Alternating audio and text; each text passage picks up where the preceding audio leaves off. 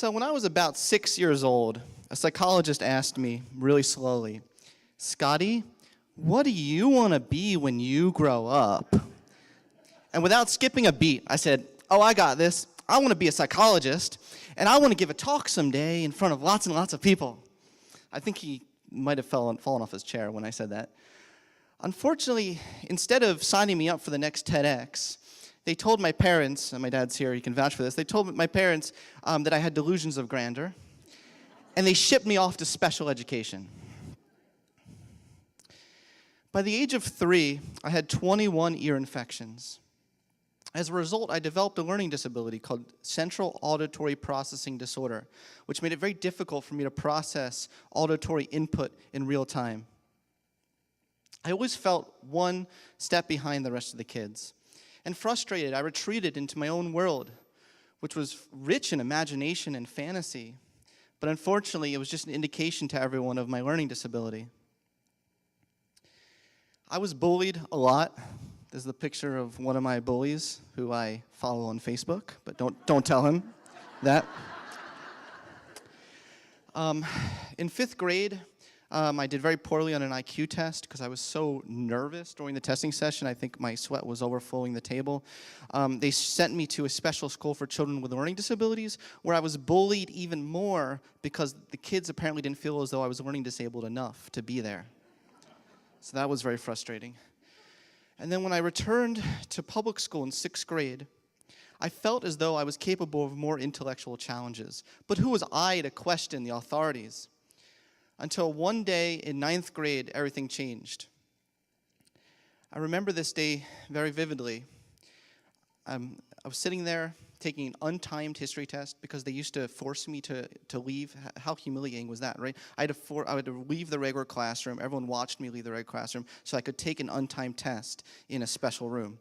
So I was sitting there taking this untimed history test, and my mind kept wandering to the advanced biology classroom that I desperately wanted to take, but they would not let me take this class. I looked up and saw a special education teacher who I'd never seen before that day. She must have been covering for the regular teacher, staying there, staring at me quite quizzically.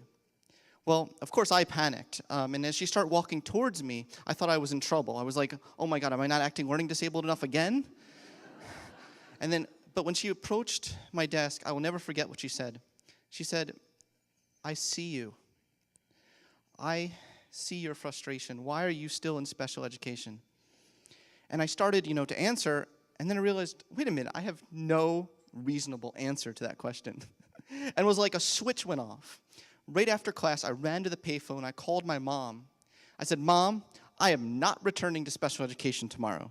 To which she responded, "Okay, honey, we'll talk about this when you get home."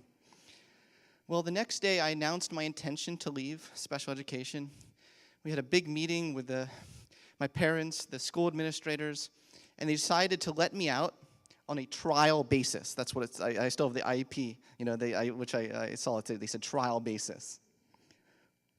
Well, once I was out, once I was free, I thought to myself, well, what am I actually capable of achieving? Am I capable of achieving something? So I approached my grandfather, who was a cellist with the Philadelphia Orchestra for 50 years. He was retired at that point. And I said, "Gramps, would you teach me how to play cello?" And he was delighted.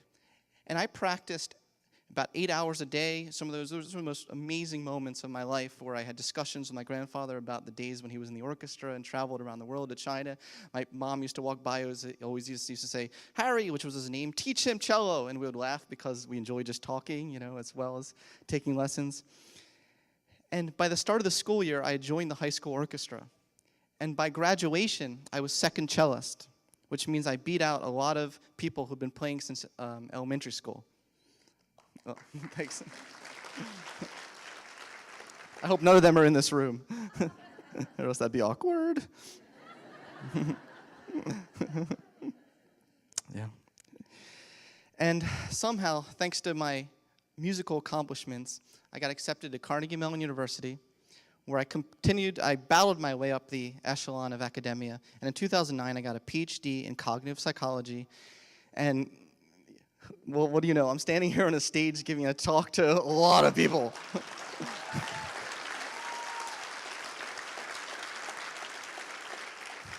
Thank you. That really means a lot to me. So these early childhood experiences set off with a fascination with the importance of passion and inspiration in the development of creativity.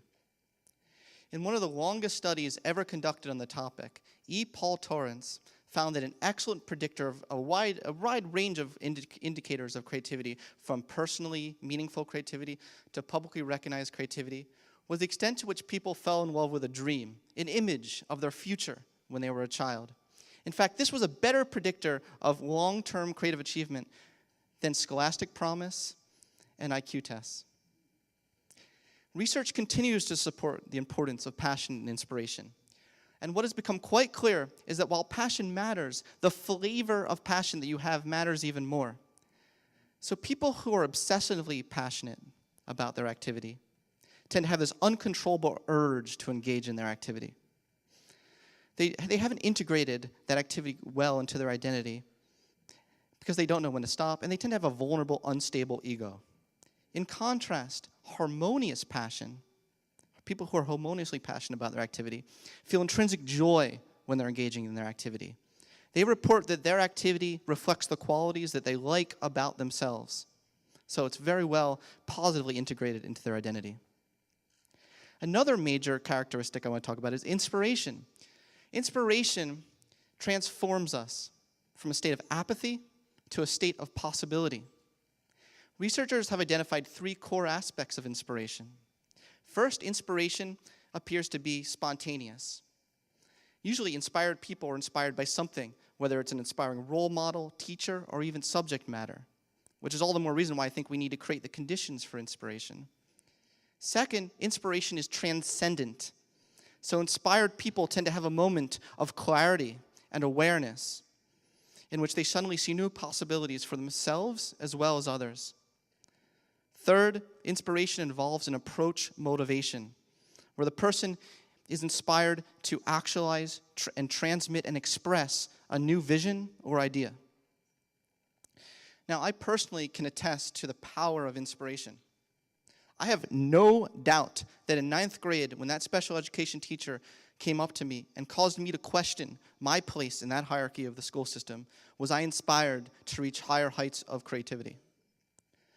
Fortunately, I only saw her that day. Can you believe it? I didn't see her the rest of high school. So 2 years ago, I decided I was going to track her down, and with the help of some of the other teachers at my high school, I tracked her down, found she was principal at a middle school. I wanted to thank her, and I would like to introduce you today to Joyce Jewell.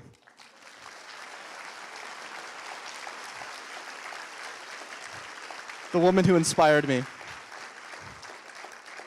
She actually texted me this morning and wished me good luck on my talk today. How awesome, freaking awesome is that? That's amazing. I just want to ask you a question. What if every child had a Joyce Jewell in their lives who helped them see greater possibility in themselves and then helped them integrate that into the core of their identity? I want you to imagine a world where instead of telling children who score below some arbitrary cutoff on a standardized test, "No dream for you," or "That person's got delusions of grandeur," we had dream directors who took every single child's dream seriously, no matter how big or how small, and helped them get there whatever it takes. In essence, imagine a world in which we shift from a culture of evaluation to a culture of inspiration. I know that we'd be pleasantly surprised by just how much creativity is possible in everyone. Thank you.